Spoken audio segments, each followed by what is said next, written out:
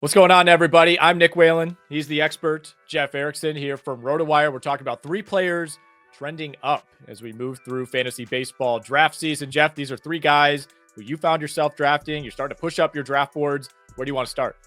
So all of these are going to be pretty basic in terms of the reasoning. We're going to start off with Texas and Jake Berger. Going from the Marlins to the Rangers. Do I really need to spell it out how much this is a good thing for Jake Berger? Better lineup, better ballpark, first and third eligibility. I think as the first baseman 10 on the NFBC over the last 2 weeks, over at least in the RotoWire Online Championship, I think that's a price I'm more than happy to pay. Did pay on Wednesday night in the first of the Beat Jeff Erickson drafts. Really like the middle of the order possibilities here. 30 home run possibility.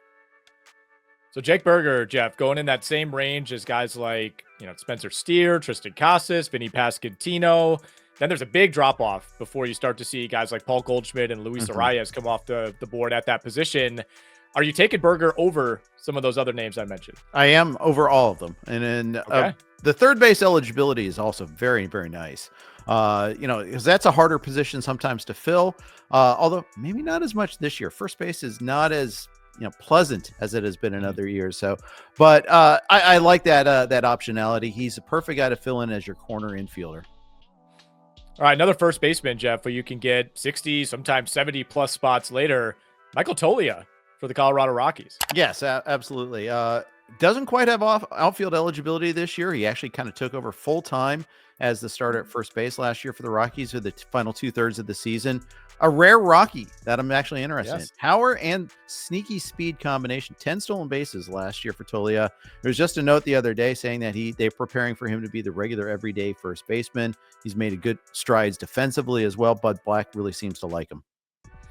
All right, we'll finish out with another guy going even later in drafts, Jeff. Ryan Mountcastle, you'll find him in the 240s, sometimes even later than that in competitive leagues. Yeah, and in a 10-team league, you're probably not going to start him, and you might not even draft Ryan Mountcastle on a 10-teamer. But in a 12 or a 15, a player like Mountcastle is super valuable. He's steady.